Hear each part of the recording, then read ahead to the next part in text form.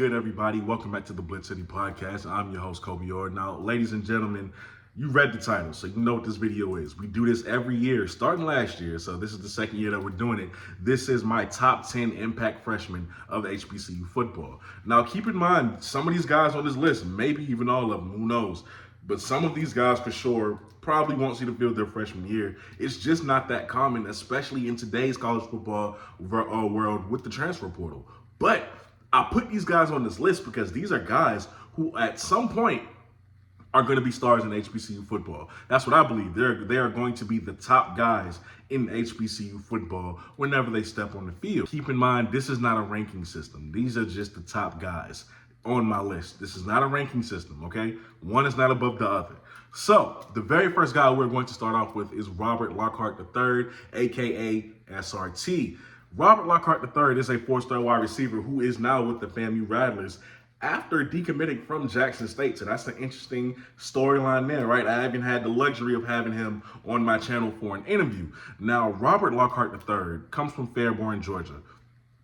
The thing I can say about this kid is that he's a top 100 wide receiver in his class for a reason. He was fourth on his team in receiving yards with 24 catches, 524 yards, and 3 touchdowns after having an ACL surgery in his junior year where he missed the whole season. He was able to come back and still put up decent numbers just 1 year removed from an ACL injury. And let me tell you something, that ACL injury did not deter him at all. That speed is still there. The acceleration is still there, which is probably the most scariest thing about Robert Lockhart III. It's not the speed, it's the acceleration.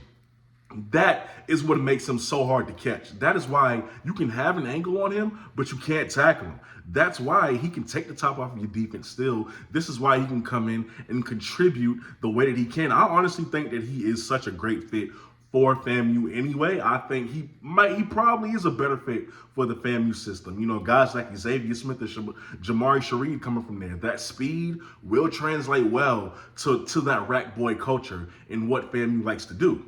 After Robert Lockhart III, we got Anthony Murphy II, linebacker, edge rusher for Howard University. Now, Anthony Murphy is that guy.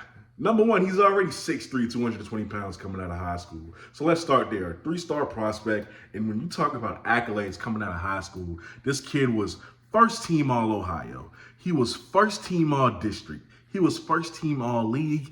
And he was a defensive player of the year.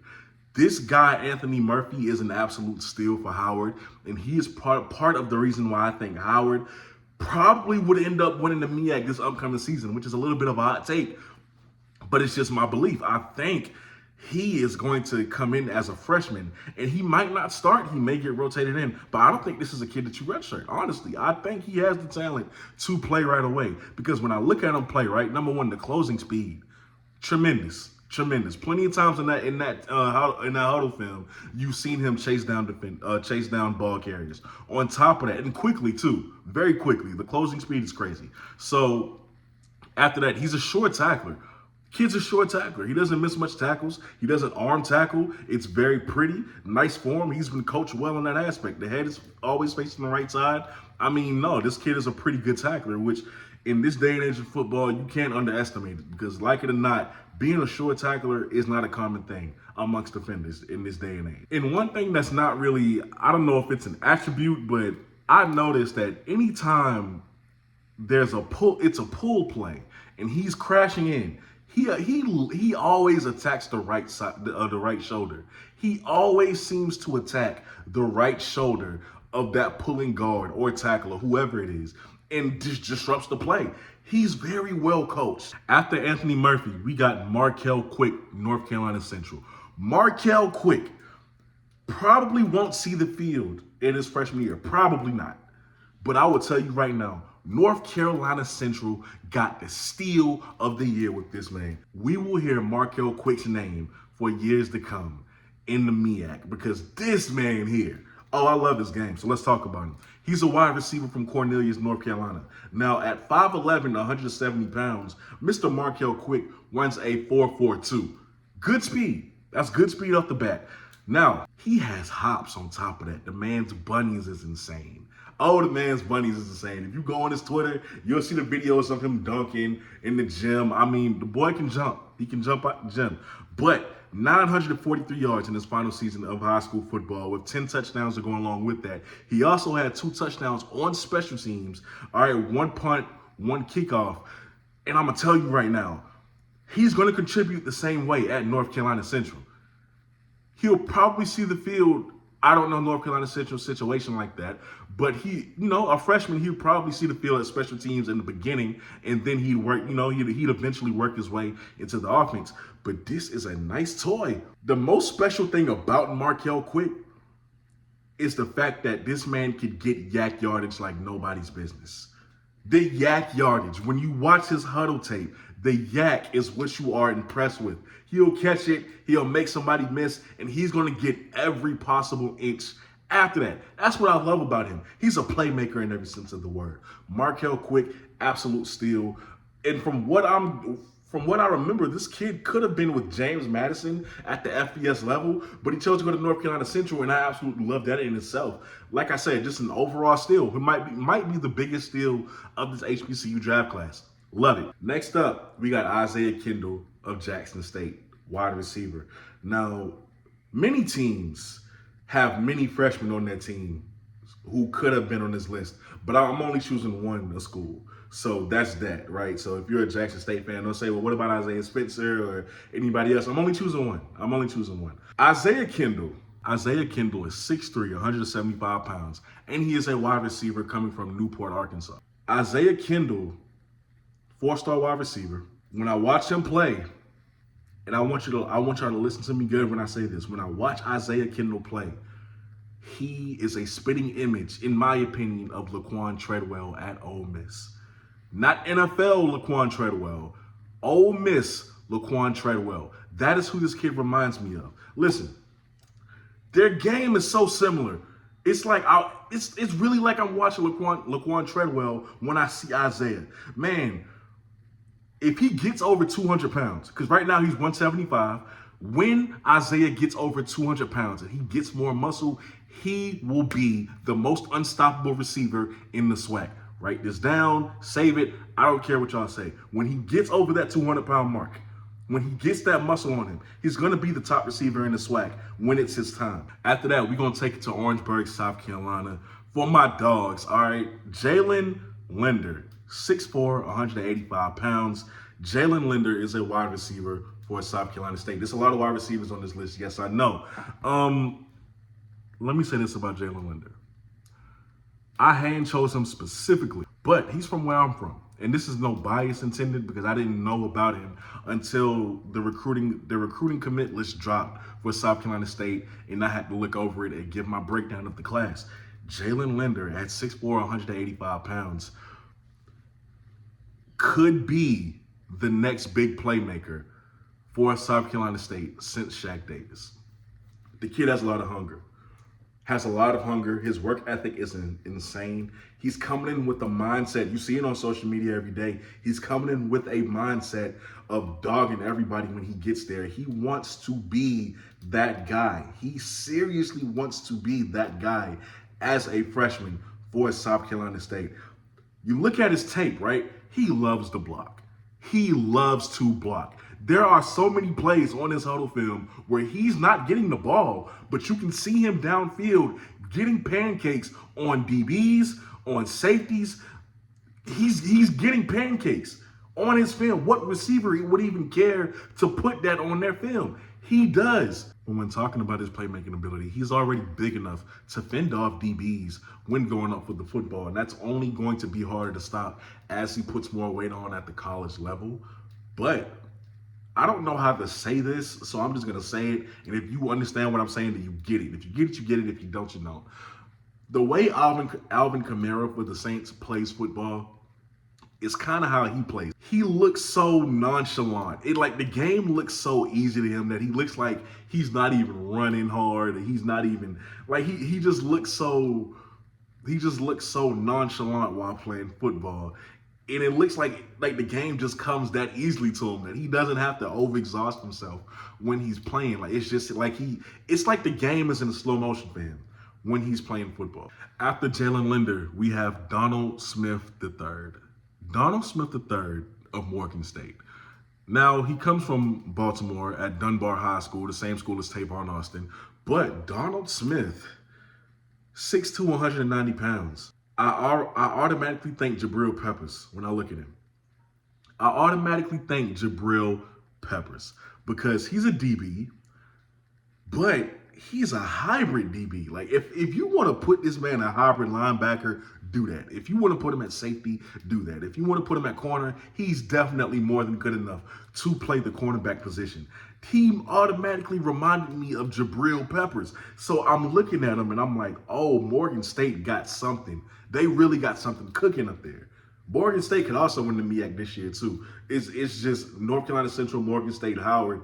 Those three, like they're really in close quarters when it comes to winning the conference. But Donald Smith, he is a guy who I would not redshirt. I gotta try him out. I don't know where that would be. I don't know where he would fit in that Morgan State defense, especially in that secondary because they are loaded. But wherever you want to rotate him in at, do it and there will not be a drop-off. Donald Smith is coming in with the intangibles. Okay, the only question is, where do you want him to play? That's the only question of him. He's a big hitter. He's explosive when he's rushing the passer. I mean, my goodness, man, and his coverage skills and his play recognition. Like, listen, we can talk about all of those things. He's good. He has it. Donald Smith has those things. So it's going to be interesting to see what the defensive coordinator for Morgan State does with Donald Smith, but that is a name that you should remember. Next up, after Donald Smith III, we have Michael Garner of Grambling State University. Now, Michael Garner is 6'7", 235 pounds as a defensive end, a 3-star defensive end at that. Let me say this about Michael Garner. Oh my goodness, the initial quickness is crazy. For him to be 6'7", the initial quickness of this kid is insane. Okay, not only that, he moves very well for his size. How many kids do you see at 6'7" is able to move as fluidly as he does? His pursuit, though, is what we should be talking about. There's a clip on his highlight tape, pretty early on in his highlight tape, where he chased a running back down past 30 to 40 yards. I mean, it was just insane to watch. He was taking all of these angles, and he chased down the running back, saving a touchdown at 6'7", 235 pounds. He's gliding past guys who should be a lot faster than him. A freakish athlete, really. Kid has a high motor, and at 6'7", 235 pounds, it's a high probability that a few bat downs is going to be in his future. All right, so on his stat sheet. So at 6'7", 235 pounds, unless he's just not ready, he's definitely going to get an opportunity within his 4-game allotment. The question is how he performs in those 4 games will help you decide if you want to play him outside of that and burn that red shirt. But in that 4-game allotment, I got to see what he does. I have to see what Michael Garner turns out to be for Grambling State in his freshman year. We know what he'll be going forward. Well, we don't know, but we can guess what he'll be going forward. But man, Michael Garner is special. And last but not least, Jalen Woods, Southern University, quarterback. Jalen Woods is from College Park, Georgia. And he's at Southern University, and I love this for Southern because Southern University is one of those schools where year in and year out, I don't know if this is a good or a bad thing, but it's always just the one same problem that holds them back. It's the quarterback position. They just never know who they have. Like, it's never just a decent enough quarterback to get them far. So, defensively, they've always been great. Wide receivers, they've always had the size. You always had good enough weapons. The run game is always going to be there. The offensive line is always going to be great. It's the quarterback position. I think that question stops with Jalen Woods. I do. I think that question does stop with Jalen Woods, and I'll tell you why. He's a mobile quarterback, which is nothing new. Southern has always had mobile quarterbacks. The problem was when it was time to throw the football. How consistent could they be? How good could they be? Jalen Woods, I think, is good enough. More than good enough. Because I don't want to make it seem like he's average. He's more than good enough to be the quarterback for Southern University. Now, will Jalen Woods be that in his freshman year? Most likely not. I'm going to say that now. Most likely not. They went and got somebody out the portal. Most likely it's not going to happen this year, but he is the future going forward. His deep ball accuracy is what's impressive about Jalen Woods.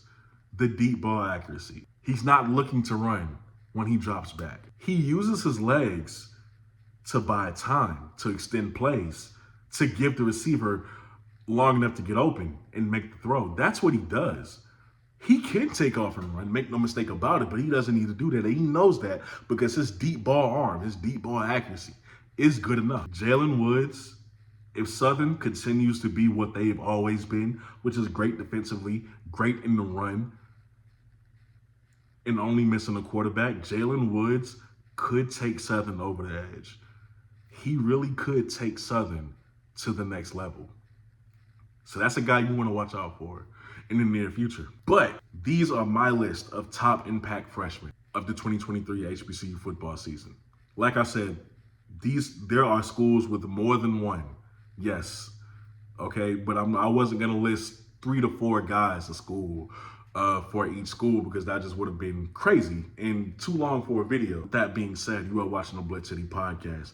I'm your host, Kobe Orr, and I'm out. Peace.